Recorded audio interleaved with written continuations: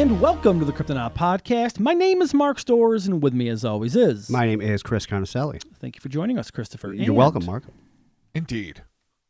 Oh, my name is Robert Morphy. Thank you for joining us, Robert Morphy. Thank you for having me, Mark, and you too, Chris. Well, thank you. Gosh, this is just a polite gathering for this of new pod. Gentle friends. I think this is our new NPR approach. Oh, is that? Oh, should we do it? We are talking like sweaty balls. We are Yeah, really we're sweats. We're gonna introduce ourselves very politely and cordially. Mm-hmm. I will thank you each as you say your names, and then it will come back to me, and we'll discuss how thankful we are that we are in each other's presence. Just makes sense. I mean, I'll try, but it'll be hard. I'm pretty sure we just did all that. So we and then can 45 minutes later, we start the show, and it's good to go. Yeah, Thank like, y'all. fuck you. Yeah, you fucking asshole. You fucking piece of shit. Well, we shouldn't say that. But thank y'all for joining us, Cryptonaut Podcast. Hey, what's going on, everybody out there? Holidays are happening. Thank you all so very much for participating in our Black Friday and our Cyber Monday sale. Yeah, for sure. Yeah, stuff. That's super dope of you guys to grab some merch there. We got those new shirts up there from our buddy Mr. Todd Purse. Oh yeah. Shit. So Everything talented. he does is dope. I know. It's so flowing and organic. He made and a fucking the colors hay with pop. eyes, and I want it as a stuffed animal. I know. I want to sleep with it and cuddle it. It'd be a dope stuffy. Huggable. Seriously. Oh yeah, all of his shit would be great plushies. All of it. I recently purchased some woodcuts of his off of that he had up as a I gallery can't wait show. to see those. Oh, dude, they're in my basement and they're dope. Oh man, They like legit make my basement like I can't whole wait to check 'em again. out. I just sit there and drink and stare at them in wonderment, and I dream of whimsy and happiness that I can't attain. Oh, good. Well, I mean, is that what collecting original never artwork stop does trying. I always the keep point. trying. Check him out again, createmagicstudios.com. Hell Robert, yeah. Patreon is the thing that we offer to the good folks out there on the interwebs. You better fudge and believe it. Let's give some thanks and praise to the people that supported us on Patreon. Oh, now we're going evangelical. Nice. Yes. And what is happening? Praise him. Praise hell, Ashton. Thank you so Ashton very Jennings. Thank you for being a patron. Thank you, Aston. Elena Osich Ulrich. Hell yeah, Elena, what up? Ruined Truth. Ruined Truth is back. Back. Oh, shit. Rock second tour. Dude, this Second leg of the first tour. Yeah. There you go. Let's do it. I love it. Benjamin. What up, Benjamin? We appreciate your contributions. Eric Wittison. Hell yeah, Eric. Karen Necco. Oh, Karen, thank you. Zaphod Beeblebrox. Oh, I'm old school with the Hitchhiker's Guide. That's classic. It took me a second to even figure that out. Like I think I saw him pop on the obviously on the Patreon. Then I think I saw him on Discord, and I was like, I don't even know how to say this name. Yeah. Oh yeah, Doug Adams' books are Fuck great. yeah, thank you. And thank you, Zaphod. Mina Caldwell. Hell yeah, Mina. Brian Sorensen. What's up, Brian? Always on time. That's my middle name. Mark, always on time stores. That is absolutely not any name associated with me. I'm always slightly late if I'm lucky. Moving on. Captain Green. Hell yeah. Green with an E. Yeah. I love it. Okay. Rounding it out with this little bit of a mouthful. Verb is a noun and adjective is too, but a noun is a verb because it's what you do. Nice. Thank Yeah, you no, I mean, that's a for your life support. lesson right there. Because someone's like, Mark, verb, I'm like, apple. And they're like, no, that's not. And I'm like, no, because it's a motion, right? It's an action. I'm going to apple myself. I'm going to over apple here. the fuck out of you. Yeah, somebody has to. Yeah, So, somebody yeah, totally. really has to. It's Yeah, what well, if friends you're do. talking about the, computer company, it could be a verb. That's true. It's true. It could be. Yeah. I'm going to apple myself into a corner. Oh, boy. Yeah, if your shit stops working, you have to talk to a wizard. You just got appled. I wish there really was a wizard, but it's a genius bar. I don't even know what to call it that anymore. My last trip to the Apple Store was quite productive. I bought a keyboard and a mouse, and it cost me like $500,000. But it's no big deal because we have cryptocurrency. Anyway, moving on. This episode, Robert, we had something planned, but we're gonna deviate here. I'm kind of excited about this. Oh, yeah. Because I've definitely read about this, and I'm pretty fucking stoked to learn more about it. We're talking about the Beast of Beckley. Oh, it is going to be, it's destined to be a classic soon. Oh, for sure. Like it's making its mark in little inroads across the internet, and people are talking about it, and it's fascinating. But what we're going to talk about where it's from is obviously the home of many legendary, batshit crazy cryptids. And I think this is probably going to make the list. I don't know where exactly on it, but... All right, well, let's get started with this. Hideous, grinning, toothy phantasm has haunted the forests of West Virginia for at least a quarter of a century. leaving those who encounter this razor-clawed, four-eyed monstrosity to wonder whether they'd seen a sinister specter, an alien instigator, a cantankerous cryptid, or merely a diabolical denizen forged in the lake of fire. The demon. The biblical lake of fire. The biblical, sulfuric, shitty old lake of fire. The Asmodean vacation home. Yes, indeed. Yeah, dude. When I go to get an Airbnb, I want it to be the Asmodean vacation I was home. going to call it the Beelzebubian Airbnb. Oh, that's true. On the Asmodean tour throughout the Stygian depths of hell. We do have a buddy who's an Airbnb fucking master, so we can maybe talk to him and be like, "Hey man, can we like rename this and we could like put our shit there?" And then no one will ever want to rent this place ever again. Ever. It's fine. So awesome. All right, Robert, let's get started. Located in Raleigh County, near the southernmost tip of West Virginia, is the city of Beckley. As of the 2010 census, there were about 17,500 people occupying 7,800 households, with a population density of nearly 1,900 inhabitants per square mile. That's a lot of community information there. But that aggregation increased by one extremely hostile and potentially paranormal entity who began to bedevil this once peaceful community in 1996. A great year. It was a fun year. Fun year for monsters, fun year for music and movies, fun year for other reasons. The first account of this crazy critter was published on the National Cryptid Society website and took place on May 19th, 1996. According to the account of a woman identified only as Laura C., she was still a child back in the mid-90s, and like all kids, she loved to wander about her backyard and explore the woods that butted up against her parents' property. While traipsing in the forest, Laura claimed to have stumbled across the abominable apparition known as the Beckley Beast. Laura described the creature, stating that it stood at least 6 feet tall and had the body of a black bear, particularly in regards to its back legs.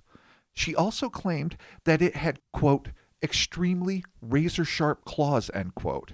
Yet, as intimidating as a bipedal semi-bear may be, her description got even worse. Laura delineated that the creature bore a mouthful of quote-unquote vampire teeth. Okay. She's a kid.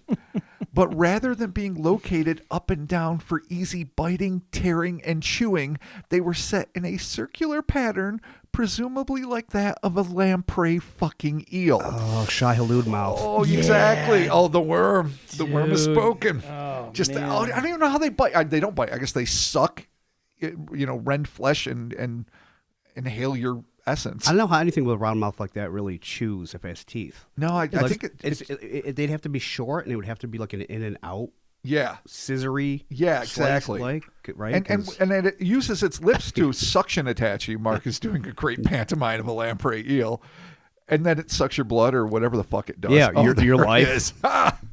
But her description of this already crazy critter was about to get even weirder as the witness added the coup de grace by claiming that it had no less than 4 narrow, brilliantly glowing yellow eyes. It's a lot of eyes to see out of. Well, That's an extra 2, at least, depending on what species you are. It's actually less than 4 of what you need if you're a fucking spider. So, I mean, if I had those extra eyes, I wouldn't need to get glasses. I'm just saying. I could have 2 on the top that are dead and the 2 on the bottom that work. No, you wouldn't want grump eyes. You wouldn't want shitbag blurry eyes. If you're used to fornocular vision.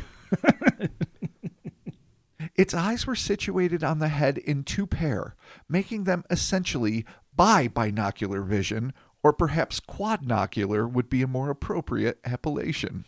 Quadnocular. Either way, Laura almost certainly felt a rush of terror when the vile vermin fixed its gaze on her before lunging forward and chasing the terrified kid out of the woods. In a Fortean scenario older than time itself, when Laura told her mother about what she'd seen, she was dismissed and told that she was quote-unquote crazy. Ain't that the fucking pisser? Oh, the whimsy of a child coming back to bite you in the ass. Jeez. for anyone, especially a child, not being believed by loved ones deals a tragic blow to the psyche. It is the terrible knowledge that one must face this terror, be it supernatural or all too real, alone and without even the moral support that comes from a sympathetic ear. But, as if this situation weren't quite bad enough, Laura claimed that the dreadful brute that had chased her out of the woods was not just a forest-dwelling monster, but a real-life boogeyman that not only incessantly pursued her year after year, but also managed to attack her from the one place that ought to remain forever safe, her dreams. Oh, it's got Freddy. Freddy Krueger This is the worst of protocol? all things. All things. Yeah, it can do everything. Bear, vampire, a shy halud, and fucking Freddy Krueger. Yeah. This is like the With the worst lamprey's combo. kiss. All it needs is a machete, a fucking... I don't even know what else at this point. Stinkland. I mean, Stinkland. yeah, actually, yeah. Okay, well, yeah, this thing's a fucking, Acid breath, acid blood. This thing's a fucking fire fingers. Fire fingers. Oh, that's the worst. Dude, this thing's a fucking nightmare. This is what Laura had to say. I have seen it follow me wherever I have moved to since, at least once a year.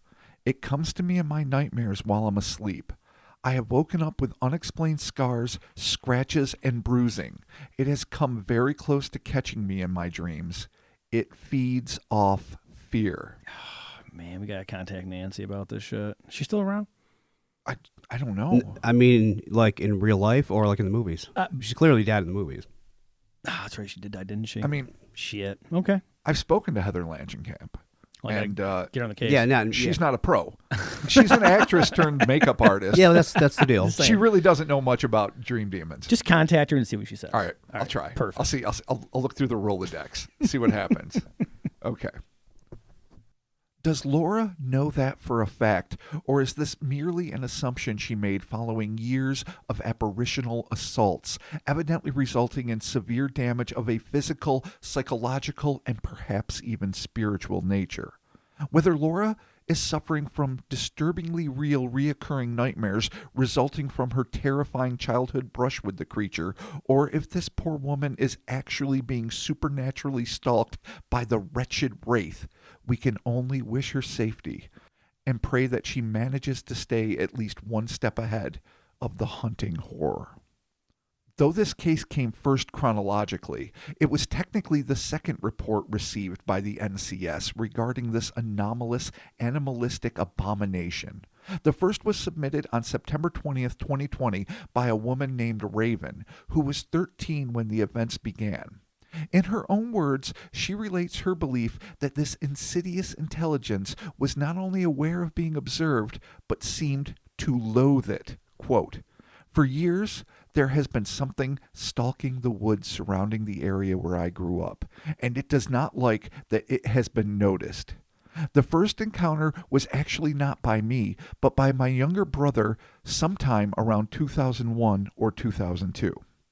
According to Raven's account, at about 8 p.m. one summer eve, she overheard her mother receiving a phone call from her grandmother.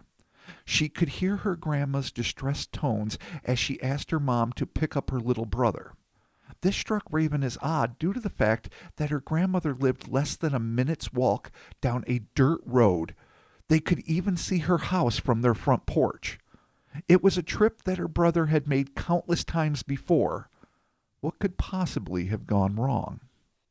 When Mom brought my brother home, he was in tears. He claimed he saw a creature while he was playing in the yard space between my aunt's and my grandparents' properties. He said it was black with yellow eyes, taller than our dad, who was 6'4", and was smiling at him with sharp teeth. Oh, boy. It was days before he slept normally again. Yeah, that'll fuck you up, man. Especially being a little kid and seeing that shit. What are you supposed to do? And Like, it's nap time. Yeah. All right. It's grinning just like that. Oh, that fuck all from Town or whatever it was. Do you remember one of the black terrors of the woods? Yeah, but it had It had two eyes, but it had the tooth, and it was like, "Hey guys, can I play?" We actually heard from a resident of that, of a local resident of that town. Oh yeah, yeah. Had he experienced? I mean, I think we are okay to be the parade. The Poff Town monsters. We can be the parade captains if we need to be. Oh, cool. Are we going to be like chairmen. What are they called? Grandmasters? Yeah, Chairman. we can hang out and just have a parade. Just Chairman be like- Miles of the parade. Right. Oh, jeez. Things are going to be different in Pop Town. Grand poobahs. Yeah. Little Ah, cultural The revolution. Grand Poobah. Oh, I I like like it. poobahs. I'd make a great Poobah. All right. As is so often the case, the parental figures naturally assumed that the boy had misidentified a scary yet all too common example of local fauna and dismissed the whole affair. Raven recalled, quote, "Mom and Grandma chalked it up to him seeing a bear that had wandered up from the woods, and the rest was either his imagination or the bear had been baring its teeth at him," end quote. It was an assumption that she shared until she had her own run-in with the unthinkable thing a few years later when she was 15. Sometime in 03 or 04, Raven was having a weekend sleepover with a girlfriend when she conjured up the legend of the Beckley Beast. Her buddy was fascinated by the tales and, quote, "Being silly teenagers, we decided to venture out towards the woods after dark," end quote. With the illusions of immortality that so often subvert the young, the pair boldly walked down a muddy hill and approached the dark forest that bordered her grandparents' house. The same woods where her brother encountered the toothy, quad-eyed thing just 2 years earlier. Perhaps it was the memory of this event, or maybe her survival instincts had begun to kick in. Either way, the closer that Raven got to the forest, the more the alarm bells inside of her began to ring. Quote, "We approached the edge of the woods that bordered my grandparents' property, but I lost my nerve thanks to a bad feeling in my gut and decided not to go any further," end quote. Her friend evidently did not possess Raven's self-generated warning system and proceeded down the hill, stopping within a clearing while Raven watched her from atop the hill near a cluster of chestnut trees. She felt that she had made the right decision. There was definitely something wrong about those woods, and that something was likely only exacerbated by the inky darkness and the long moonlit shadows. Still, if the teenager felt that she was safe sitting on her lofty perch, she would be dead wrong. In her own words, "I sat there for a few minutes, singing quietly to myself to calm my nerves, when I looked over at the nearby brush and noticed a crouched black form with 4 yellow eyes staring back at me. I scrambled to my feet and called for my friend, who ran away from her position in the clearing," end quote. Raven's tone had been so alarming that her friend scurried up the rain-slicked hill as fast as she could. Upon reaching the top, the girl, quote, "slipped on some mud and fell right in front of the creature." Of course. I mean, Dude, that's... classic of course. Like, Friday the 13th move Horror right film there. rules, protocols. You slip in front of Jason, and all you see is the machete, and then there you go. It sucks. Son of a bitch. Her fall distracted it for only a second before its eyes returned to me. So poor Raven, she's standing there. She's sitting there. She's humming, I don't know, what was popular in fucking I don't know, 2003. Jimmy Craig Corn. Jimmy Craig Corn. Yep. She's Camptown races. She's having a good time. So she's just doing a little ditty, fucking watching her friend, thinking that she's fucked. That thing's going to come out and get her, and she's fucked. Then she looks. The yellow eyes of 4 are staring at her. Yeah, man. Friend runs up the hill, splats, ass over tea kettle right in front of this fucking thing. I mean, it gives you an opportunity to get away. You could be like, oh, shit. Yeah, no, She's it's down, true. run. If you're a mercenary. Yeah. Hey. But then the thing looks up from, this obvious prey that fell right in front of it back to Raven like, oh, no. Yeah. No, I'm not here. I'm I've here only for got her. eyes for you. I'm here for you. Yeah. All right. Well, son of a bitch. Raven, not believing her own eyes, pointed at the creature and asked her friend if she was seeing the same thing. The almost certainly panic-stricken, mud-slick teen confirmed that she did. One can only imagine the adrenaline-fueled terror that was pumping through these rain-soaked kids' veins as they stood, or lay prone, mere feet away from this unfathomable entity. One can't help but to wonder if they could smell a wet animal scent wafting off of the creature or hear its raspy breathing within the leaves of the bush. Alas, these details, if they ever existed, were not recorded in the eyewitness testimony. But what was recorded is the most detailed description of the beast to date. including a sketch made by Raven of what the two teenagers had seen. So I sent that to you guys if you want to check that out. The woman depicted the gangly gargoyle as being jet black and hairy, making the beast an honorary member of the Black Terrors of the Woods Club. With a huge head that occupied almost the entire breadth of its shoulders with no discernible neck, making it resemble Missouri's infamous Momo monster, albeit with extra eyes. Oh. So big old necklace mound of fuck all, like a almost juggernaut. That's always the easiest analogy. The old Cain Marco protocol. Right on. Okay. Like her little brother before, Raven used her father, who stood 6'4", as you might remember, to compare the, quote, tall, large, and thickly built creature, making it, in her estimation, about 6'8". No teeth were seen during this encounter, but the 15-year-old confirmed that its eyes were all forward-facing like a predator, and that its ornery-looking openings contained 4 self-illuminated, yellowish-amber eyes with no trace of pupils. She added that, quote, it was like pure pitch around the eyes, end quote. So I guess blacker than the rest of its already super black appearance. I guess. Almost as if it's like a black hole. But you'd think it would be better illuminated. I mean, if it's self-illuminated, you would think it would be the most visible part of its flesh. I think maybe it had like 2 copies of Metallica's The Black Album, like on either side of its face. Yeah, and then it was wearing our Black on Black Enigmatic Entity shirt way back in the day before this was even a thing. And then I think that it's, it was using the Black Albums as blinders like a horse might. Yeah. Because when you have 4 eyes, you can't get distracted by all the awesome shit around you. You have to get locked on your teenage prey. And then you has the Black on Black shirt. Right, because you're repping the podcast. God bless it. Well, before it fucking happened. It didn't matter. Because that matter. has access to the e-store on the Akashic record, so we can buy from the future or the past. Oh, so you can visit hellerspace.com on the Akashic Back in record. 2002, just like that. Would actually help our sales if that was the case. Oh, yeah. Boy. I mean, you don't know what you're getting. You don't even understand why it exists, but you know it's there and you like it, and you're an enigmatic entity, and it's an enigmatic entity T-shirt. Match made in hell, sir. Our T-Public rep will be so fucking excited. Oh, yeah. For sure. If we can hit that like temporal market, we've got it on fucking lockdown. Wait till you guys see your payout this month, T-Public. Oh my God, what future coin will be given to us now? Nightmarish. Indeed. All right, let's get back to this harrowing hillside ordeal that these girls are going through. Mayhap out of concern for her downed and vulnerable friend, Raven made a fateful decision and, quote, like a fool, I reached down for a fallen tree branch and took a step towards the thing. Oh, shit. Gotta give her fucking mad points for courage, end quote. Plainly unimpressed with the youth's ill-conceived burst of valor, the baneful beast, quote, roared at us unlike anything I've ever heard in my life. Oh, man.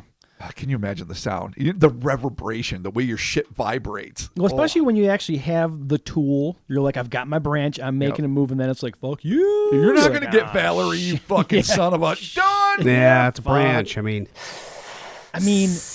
yeah, it depends, I guess. And it's 6'8". I mean, even if you hit this thing in the fucking dick, it ain't going to matter. Well, it's just going to laugh at if you. it has a dick. Yeah. Oh, that's true. It might not. Who knows? I mean, paranormal penis, man. It could just have like 6 butts and no dick. Wow. All right, that was a talk before the pod over there. No, that's not that. Oh, it's not that bad. All right, there, corn pop. I knew you would bring it back. I fucking knew you would. No, I'm not gonna do it. You did. You got corn pop. I like your impersonation of me. No, I'm not gonna do it. Because I really do sound like that. That was completely perfect. It was totally me. No, it was spot on. I'm Dad, so I'm talking about the podcast. It's like Rich Little is right here, right now. What else? Oh, roasted. All right. Continuing on. All right. Raven went on to say, we turned tail and ran as fast as we could back to my house and didn't dare to see if it had followed, end quote. The next day, the traumatized teens mustered up the courage to return to the scene of their uncanny encounter. They could find no sign of the glowing-eyed critter, save for some deep gashes in a few of the surrounding trees, which looked like, quote, huge claws had torn into them, end quote. Intriguingly, as in so many paranatural run-ins, be they with phantoms, UFOs, or cryptids, the memories of both girls regarding the incident became, quote, like a hazy nightmare for both of us. Ooh, okay. And that happens a lot. That it's you don't know if it's like some sort of, I don't know, cycle skill set, like in terms of ESP, where they just make you feel like you can barely remember it, or if there's just a general mesmerizing miasma surrounding these things. But it happens cryptozoologically, ufologically, spirit bullshit. So it's crazy. Well, All right. Shit. And there's no more information really about that. It's just another one of the things that makes this guy stand out a little bit. For most rational people, that close call would have been enough to scare one away from the forest for life. But the moxie of youth is an intoxicating thing, and as time passed, the juveniles became more and more fascinated by what they had seen. Quote, so, fool teenagers that we were, we continued to venture out after dark whenever my friend came to visit, hoping for another glimpse of the creature. Oh, they went head on. Yeah. Like, I don't think I would. I wouldn't go outside ever again. Yeah. I think we would. Maybe. I don't know. I don't know. I think to myself, now I might. I don't know if the kid me would, though. If I saw something that I terrifying. guess maybe the kid in me would be more likely to than the 40-year-old man that has to worry about shit. Well, you got babies. So, You yeah. got babies and houses and a wife. I have to retire at some point. And I guess I'm more curious than self-preservating, new word, than I would have been back then. As a kid, I was much more pragmatic. I was like, no, this shit's dangerous. It's dumb. If I heard about it in a horror film, I'm not going to do it. Yeah. I've learned the lessons that fiction taught me. As an adult, I'm like, yeah, but you could be the one to commune with the unknown. Dude. To touch the four-eyed fiend and live. Or not. Or lose your hands and be handsless. Yeah. No, that would suck too. Yeah. All right. Despite their repeated sojourns toward this forbidding forest, the pair had the presence of mind to keep their initial encounter to themselves, lest they be written off as her younger brother had been. Raven also had a more altruistic agenda and scrupulously avoided telling her brother so as not to reignite the terror he'd endured or make him think that she was belittling his experience. So, decent big sister. Yeah. True. The Fortean Nancy Drews had a modicum of success in their continuing pursuit of the creature, with Raven asserting that, quote, we spotted it several more times after that over some years, usually from afar, since we tried keeping a safe distance from the woods after that first time. There were many times I swear I could feel its presence outside after dark, usually when the weather was warm. It always lurked in the shadows, always out of reach of any light, noticeable only by those yellow eyes, end quote. Raven added, quote, I couldn't get a look at that thing further down from its upper body, as it was obscured by the flower bushes that my mom had planted in front where it was standing. It was always hard to take notice of the form around it. Every time I saw it, outside of the final time, which we'll be getting to, it was obscured by tree branches and the like, end quote. But it wasn't just these teenage crypto sleuths that were doing the tracking. To their horror, Raven and her partner in unraveling this paranormal puzzle realized that this phantasmagoric fiend was also stalking them. According to Raven, quote, the most troubling thing of all was that the creature seemed to follow me wherever I went. Several occasions occurred when my friend and I encountered it while I was visiting her house across town. On several occasions while at my friend's house, we saw its eyes from the tree line glaring at us. Full-on stalker mode. Yeah, it's a creep. It's like stalking her Instas and like looking at her fucking Facebook and like liking tweets weirdly. Oh, that's weird. Oh, your dad's friend should not be hearting that. Yeah, no. When someone likes your tweet from like 3 years ago, you're like, what the fuck are you doing? Yeah. Like, what's wrong with you? Jeepers creepers. It's creepy. This episode is brought to you by MyBookie. From all the biggest games to the smallest events, make every bet worth your while with MyBookie. You can start by doubling your first deposit instantly with MyBookie's first deposit bonus. Double your money before you even place a bet, and all you have to do is sign up and deposit using our exclusive promo code Hell or Space. Hell or Space, all one word, at MyBookie. Tonight, Monday Night Football, we got the Bills and the Patriots. Shout-outs to the Bills Mafia. What up? Coming up, though, we got a big one. We got Green Bay and the Bears. Oh, Charles, we have some controversy around Aaron Rodgers' toe and people possibly leaking information to the press. What is your take on this? The key word in football is foot, and you can't play football without a working foot. Let's all praise the Dark Lord for Aaron Rodgers' toe's quick recovery. Don't wait any longer. Head to MyBookie today to redeem your double deposit bonus so you can get into the game and start winning big today. And remember, that's promo code Hell or Space. Hell or Space, all one word, to receive double your first deposit instantly in your account. No hassle and no wait. Bet anything, anytime, anywhere with MyBookie. Go, Pack, go!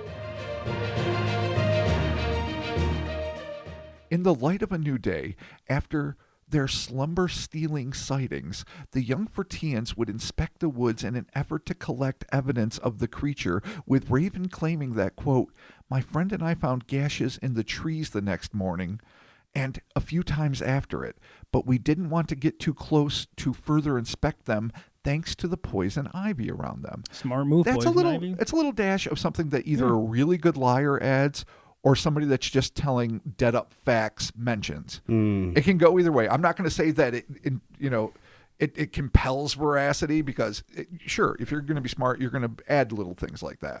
But it makes it intriguing to me, because I'm like, all right, that's a little detail that you didn't have to add. Or it's convenient. We couldn't get near it because of poison ivy. Oh, The villain.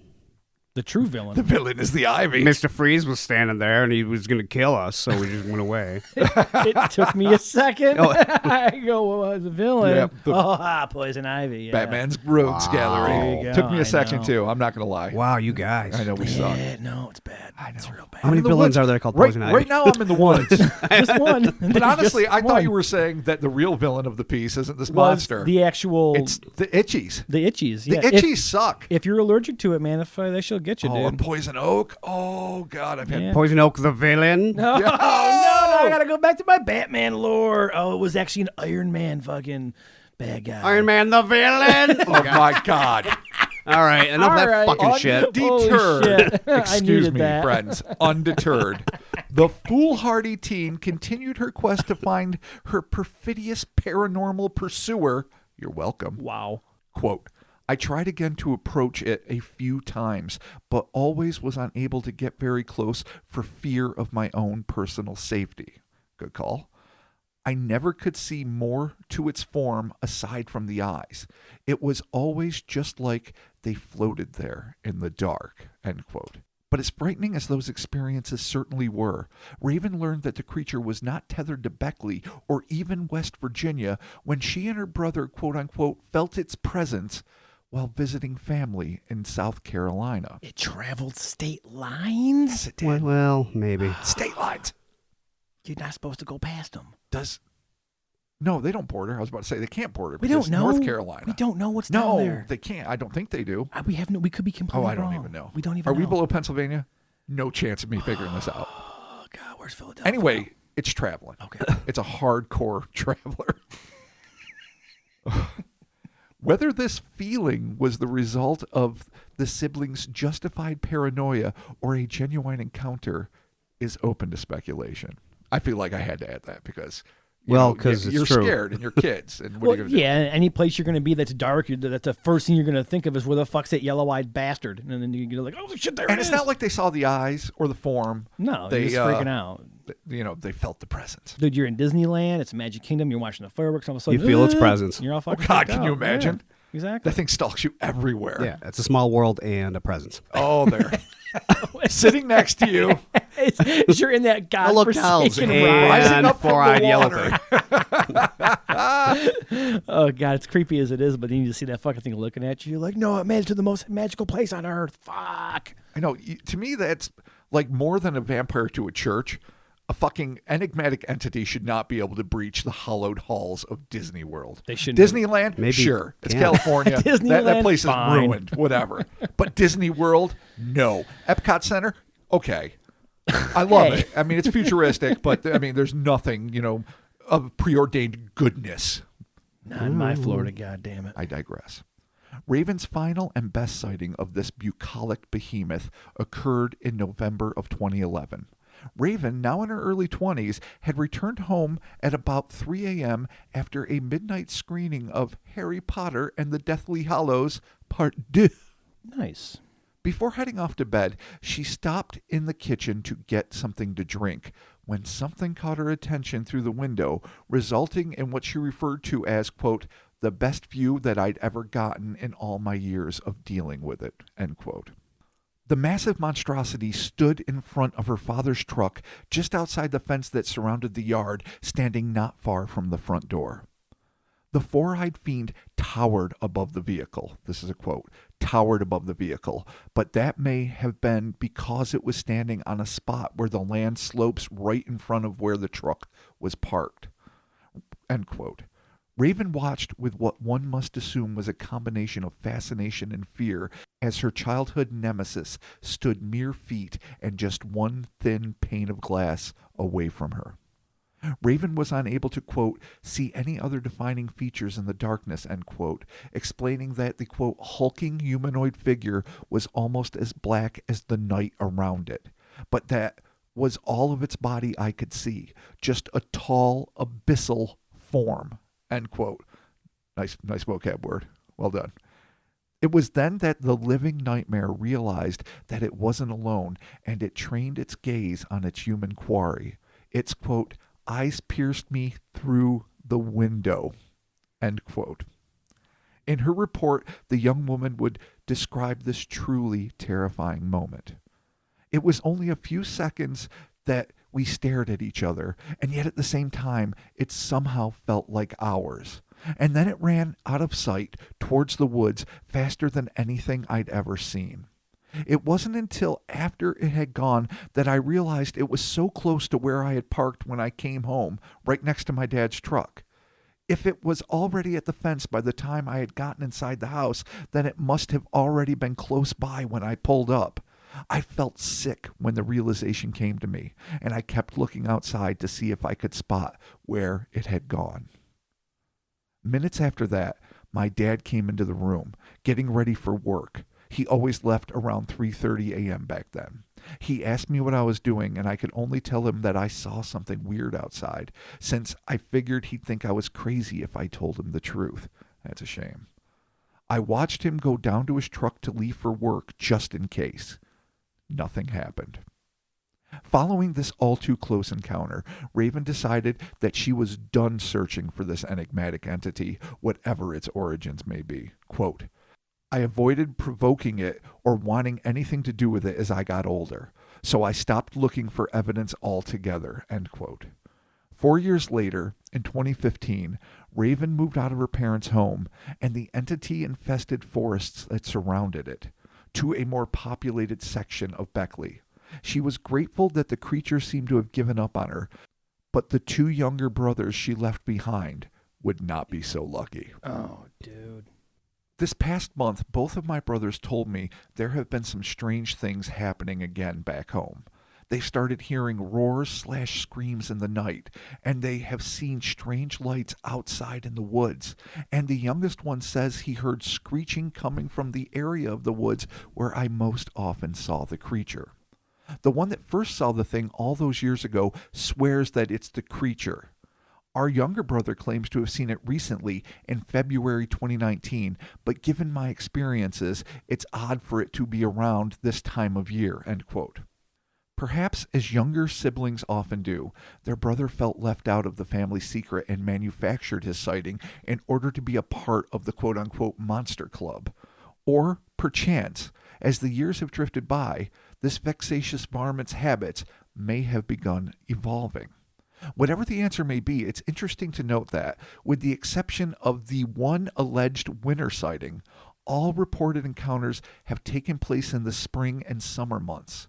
Does this imply that, for all its supposedly supernatural skill sets, West Virginia's little-known Beast of Beckley is actually a corporeal creature that needs to hibernate during the long, cold winter months when temperatures can drop down to 21 degrees Fahrenheit and the snowfall can reach up to 52 inches? In spite of the years Raven dedicated to researching this Stygian specter, she met dead end after dead end in her searches. The hope that someone else might have encountered the same entity is what led her to make her experiences public, she posted on the NCS website. Quote, I've tried to research creatures that fit the description of what lurks around my parents' home, but nothing ever turns up about yellow-eyed creatures. I'm posting this here in the hopes that others with similar experiences might come forward and allow me to narrow down just what this thing is exactly. It's been haunting us for years, and right now, it doesn't look like it will be letting up anytime soon. Oh, boy. And that effectively ends the saga of Raven, and her efforts weren't in vain because what was her name? Laura C. Yeah, she posted after the fact, Yeah. even though her event took place about a decade earlier. Right. So it wasn't completely a waste of time, but really this is the entirety, at least as far as I'm aware, and if anyone knows anything more of what's going on. So let's just wrap this up here with, this leads us to the unavoidable question, what the hell is this thing? Composed of attributes found in cryptids, huge, hairy, toothy, this colossal critter might well be shoved by non-discerning Fortean investigators into a cryptozoological corner already occupied by such creatures as the Yeti, Bigfoot, and the aforementioned Momo. But that would be doing this bizarre being a true disservice. For, as physically similar as these man-beasts may be, this entity's penchant for following its prey across vast distances without the apparent aid of technology, as well as its allegedly alarming ability to strike out from the nebulous fabric of dreams, makes this mythic monster something superior to and much more mysterious than your average unknown organism.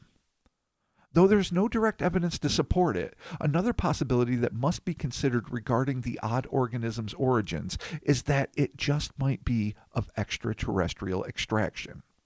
In support of this speculation is the fact that there are no traditions of any such creature lurking in the region before 1996. This, combined with its uncanny ability to travel incredible distances and its parapsychological predilections, may well indicate that this interdimensional interloper is not indigenous to Earth. Throwing it out there, gotta do it. Yeah. Here's where it gets to a more intriguing element. According to the activation synthesis hypothesis, a neurobiological theory first proposed by Harvard University psychiatrists Robert McCarley and John Allen Hobson, dreams have no meaning and are merely electrical brain impulses that pull random thoughts from our memories, forming the images into a surreal hyperkinetic collage of no real significance. However, renowned psychologist Sigmund Freud disagreed, believing that dreams revealed unconsciously repressed conflicts or hopes. It is, in effect, our subconscious's method of communicating with the conscious mind.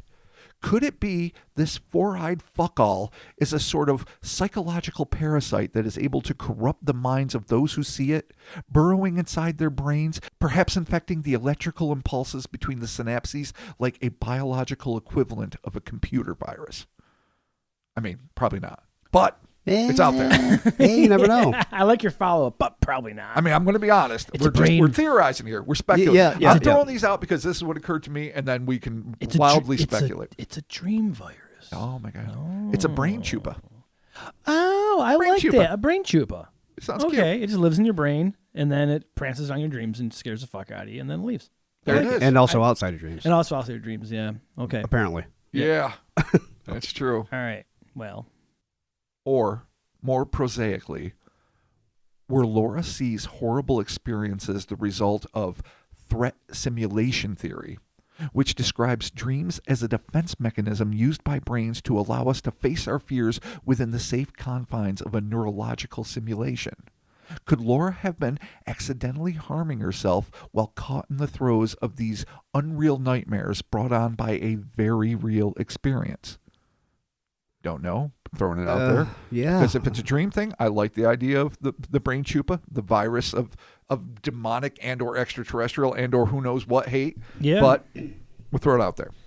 For their part, the administrators of the National Cryptid Society note that West Virginia is chock full of some of the strangest cryptozoological wonders ever recorded. From the notorious Mothman and the headless horror of Grafton to the gravity-defying Flatwoods monster and the wide array of weird-ass white things seen lurking in the hills and forests of the region, West Virginia is one of the most fertile grounds for cryptid hunting, and it looks like there's another bizarre beast to add to this list. Whatever this entity may be, we can all agree that the terrifyingly toothed, four-eyed Beast of Beckley meets even the most hardened skeptic's definition of the word monster. Ooh. Monster And there we have it. Villain. Yes! Oh, monster of villain. Jeez. Yeah, nailed it. Back with the villain. All right. Wow. It's right there, Corn Pop. Oh, man. man. You know, I was going to say it and I didn't. I was like, I'm I going ain't to gonna- shame you by having me say it. All You're going right, to see fine. how horrible it is. All right, fine. All right, so this is a wide variety of shit here. Okay. The dream aspect, let's tackle that real quick here because that, like you said, that could just be like, what was it, a threat simulation you said? Yeah, it's an interesting Man, I need that in my theory. dreams. It's like, does it train you to be prepared It's for threats? 100%. It's called, let me see here, the threat simulation theory. Okay. Now it's described as, like I said, a self-defense mechanism. That's what dreams are, Right. to deal with horrific events and allow us to face our fears. And it also, according to theory, allows you to face these terrors in preparation of future encounters. Now, I don't know how accurate that is because I've been in a lot of scary encounters in my dreams, and I Yeah. don't know how well that's prepped me No. for a real-life zombie apocalypse or alien invasion or whatever. No, I don't. As think many so. times as I've fallen in my dreams, they have not helped me in real life when I fall. No. It doesn't. I don't No. land sweetly like Spider-Man. I don't land well at all. As a matter Yeah. of fact, I kind of fall on my side. Unfortunately, half of the things, 99% of things in your dreams Yeah. aren't something that happens in real life.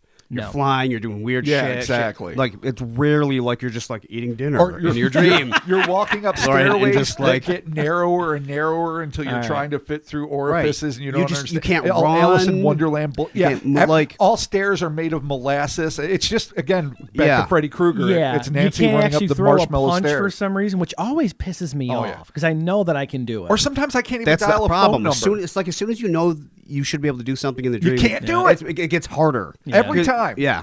Yeah. I've tried to climb literally 3-foot hills because I'm at some cabin on a lake, not me at all, but I'm there.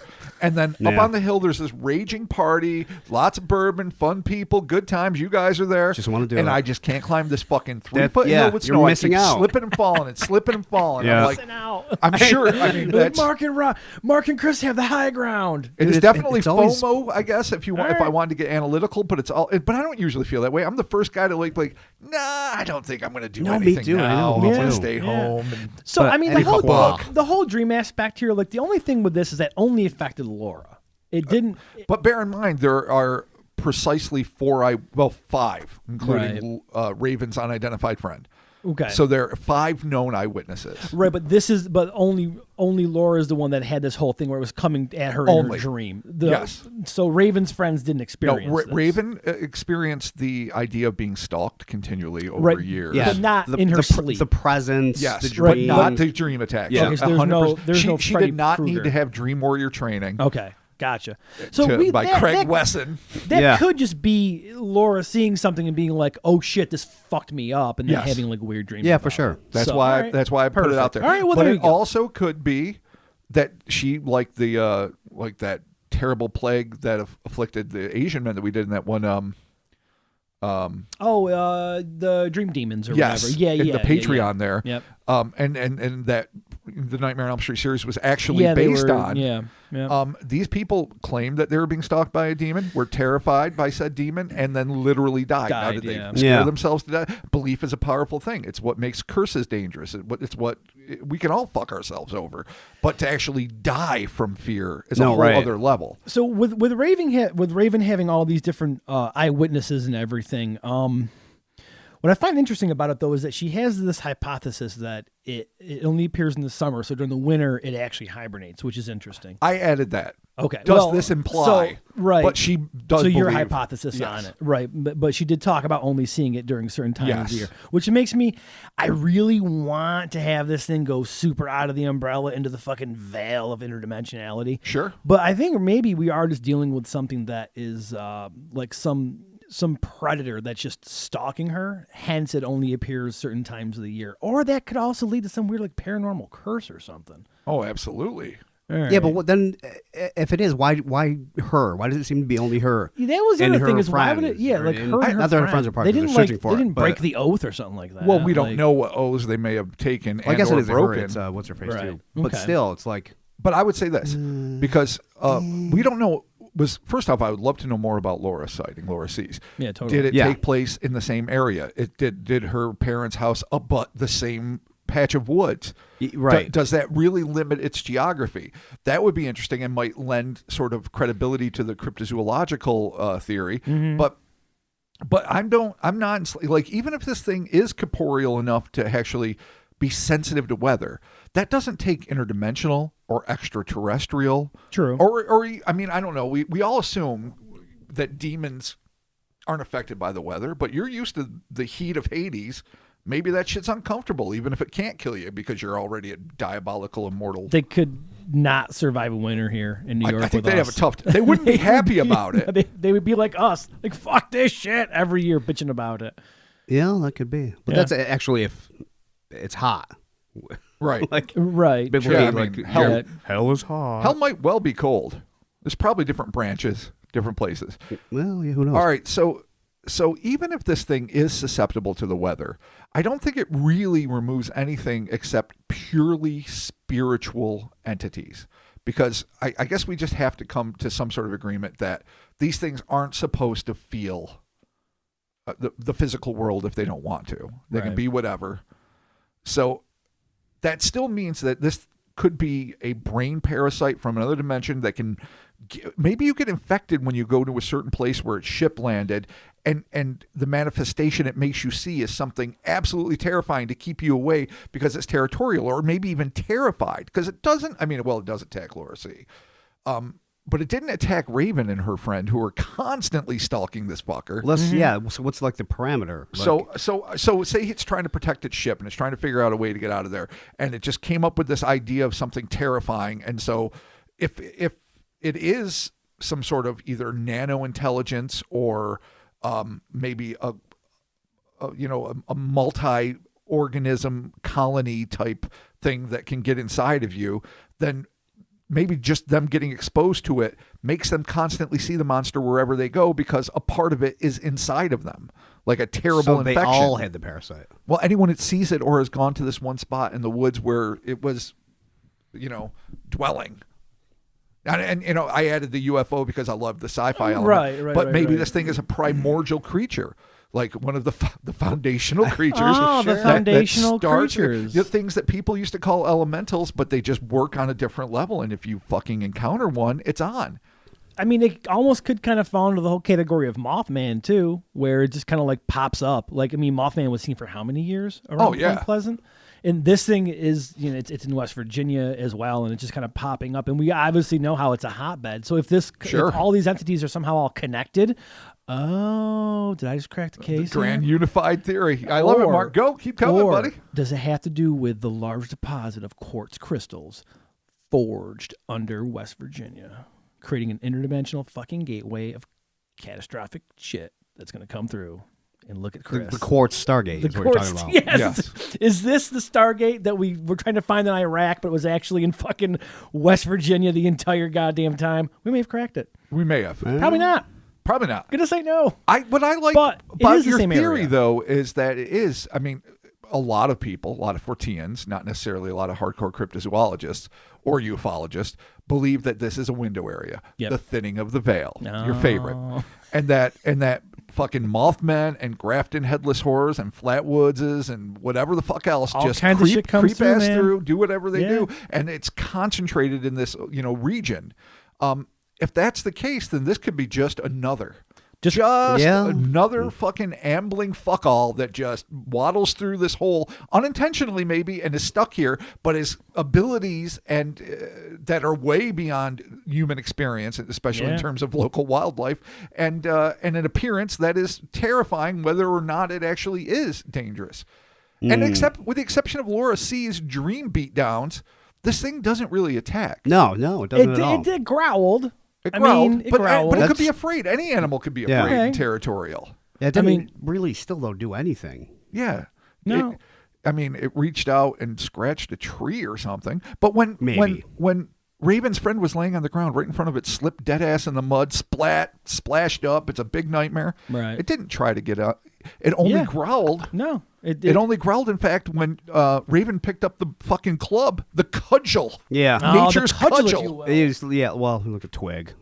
Yeah, it was probably not much of anything. But any animal would look to defend itself, would be like, fuck you, dude. Yeah. Yeah. And it could have been, in its language, its equivalent to say, whoa, hold on, I'm not here to hurt you. What the fuck? Yeah. But it comes out as, ah! This nightmare growl scream. It doesn't help you not get bludgeoned No. by a little tiny girl with a fucking stick. But it still could be like Mothman was, according to oh yeah, where it Linda. needed a hug. just sat on the ceiling. Sad roof Mothman. For some reason, of all the things that we went through, a lot of things stand out for me. But that's That's hilarious. Like, I want an oil painting of the lonely moth sitting on a porch edge, and you can even see it through the perspective of a window. You don't need to see Linda. Yeah. You just look through a warm, happy bedroom window, like yellow walls and soft diffused lighting, and then out into the cold blue night with a little rain coming down. This thing huddled on the edge of a roof, just kind of looking at you like a lost puppy. Yeah. Oh, that's my Mothman right there.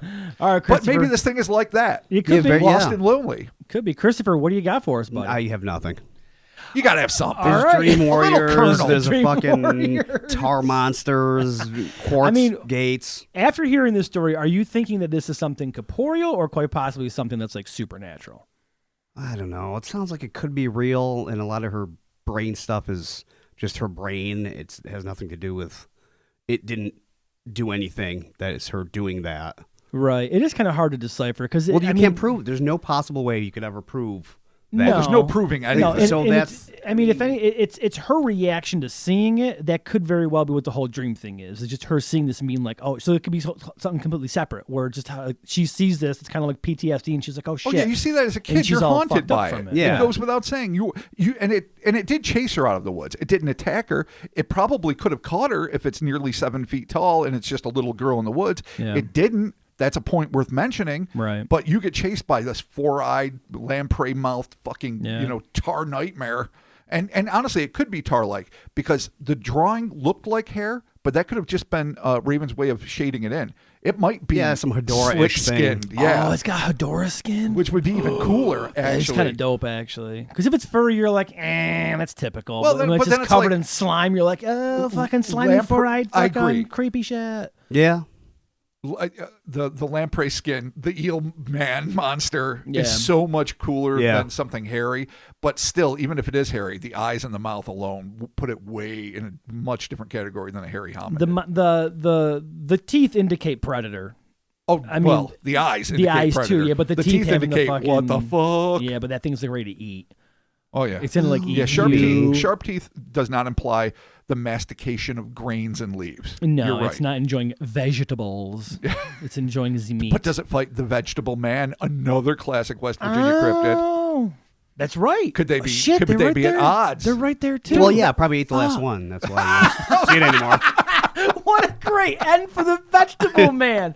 Yeah. Fucking, It's so glorious. this thing just comes Stalked along by the eternal and just predators, eats it. the creatures that Yeah. only exist to hop from dimension to dimension to find the vegetable men hiding there and eat them. And they're not even offended by it. Like the vegetable men might fight them off and try to escape, but they realize that is the only way they can reach the glory of the next phase of life Right. by dying in the maw of a fucking Beckley beast. Yeah, circle of Well, life. they probably have their own name, like Ted. Chris, very matter of fact. Yeah, circle of life. Circle of So life. There we go. it really is the plot of The Lion King all over again. Yeah. Oh, bummer, dude. His dad's gonna die and shit, man. I didn't Circle mean life. literally. Yes, that's right. Circle of life. Big broccoli is gonna die. Big Brock. Big broccoli's gotta die. Oh, Big Brock in the lamprey head. All right, man. Well, shit. I think there you have it. Interesting case for sure. This Fascinating. actually this creature was portrayed differently, I believe, in Fallout 76. Oh, was this in Fallout 76? You know, it was, but I don't know if I got that far because I got Fallout 76 when it first launched, and then I got all fucking bummed out because there's people everywhere. I know that there's something in Fallout because during my research, obviously, I go down a lot of different paths, but it's like a weird white wolf. It's like a wolf, yeah. Yeah. So Yeah. I don't know, I don't know about that. if it's any association with this My at all. son got further in the game. I'll have to ask him about it to see how, because I just gave the fuck up on it, whatever. But hey, you know what? Skyrim has that 10-year anniversary edition out, and guess who paid for that right here? Oh, I'm hey. fucking crafting shit and building shit and out there fighting all kinds of wizards and whatnot. But thank you all so very much for joining us, the Cryptonaut podcast. Oh, the socials. We're there. We're doing it. We're having fun. The Instas and the Twitters and the Facebooks. Be sure to check us out there. Our merch is available at hellerspace.com. With new shirts recently introduced. Yes, by Mr. Todd Purse. Thank you so much, Todd. Go there to check all of that out. Patreon is the thing that we offer. That is patreon.com/Cryptonaut podcast. Be sure to go there. We've got all kinds of episodes going up. It's fucking super cool over there. So yeah, there you have it. Thank you all for checking out this episode. Be sure to click all the links in the description of the episodes. Brings you to all of our shit, so you don't got to like listen to me recite it every week. And yeah, this thing is goddamn creepy. Yeah. It is. It's potentially the worst, but it's not intrinsically evil, with the exception of dream Could be beatdowns. potentially the best too, though. You know, this occurs to me. Simply the best. Could be simply the best. Better than all the rest. Better than anyone. But what is the one unifying description of angels? It isn't these like these winged buff guys. Angels? I'm talking about Like a face with 8 wings. The ones and exactly a from billion Ezekiel. eyes. Yeah. With like Horse- 16 wings and horse 27 teeth and eyes. shit, yeah. You know, and the ones that are fucked up are, I think, specifically the seraphim, the cherubim, and the thrones, which is just a Yeah. crazy All right, well, designation. shit. What if this was a guardian angel that was just helping these people out? And we're not meant to look upon them, for we tremble when we do. These are beings of might and power that do not, well, when they commune with the women, we know we get the giants. We've all read the Genesis. We have, yes. But they're not supposed to. And some people have actually, I think there's accounts of people dying when they look at angels because of the fear. Yeah, looking at divine stuff is universally known as Overwhelming. bad. Yeah, well, don't, I mean, don't lick the ark. There's a lot of know? things that you just cannot Yeah. fucking do, or get near it, or breathe. Yeah. Its presence. I think you solved it. It's an angel. I think it's a guardian angel. It could Yeah. be. And I think it's it's a different one. I think all the people get one. And this is just in time for the holiday Oh, season. just Just a time. guardian monster, guardian demon. Could you imagine? Demon. I mean, Dude, if that'd there's be- you think if there's a guardian angel, then there has to be Like, if you could submit for one or the other, that would be awesome. Like, if you knew you got some sort of deific type thing to look out for you, and you got to submit one way or another, that would be fascinating. as long as you knew the specs.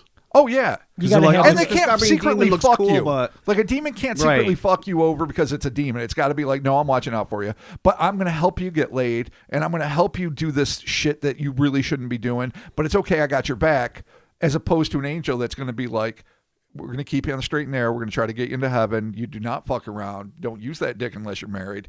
And I'm not saying there isn't a place for both. I don't even know what one would pick. I do know what I'd pick, but Yeah, well, I feel like there's always a trick with a demon, so you gotta be careful. Yeah, Yeah. no, I think either way it's just going to be a fucking bummer. well, I mean, So- if God has another revelation, comes down with a contract and says, "Here's your choices," I don't trust him. yeah, you don't- no, oh, you don't fuck trust the no. God? No. the Yahweh. Shit's CGI. Really, dude, who changed his mind halfway through the book? Yeah, dude. And You said, know what? hey, guess what? I won't We drown nailed into it. the whole world anymore. Then he's gonna be like, hey, guess what? I'm gonna do it again. Oh, well, this It time was by my fire. Yahweh voice. My Nice Yahweh. That was a great Yahweh. Hey guys, what's going on? It was an angel. We fucking figured it out. Thank y'all, and we're talking to you soon. Goodbye. Bye.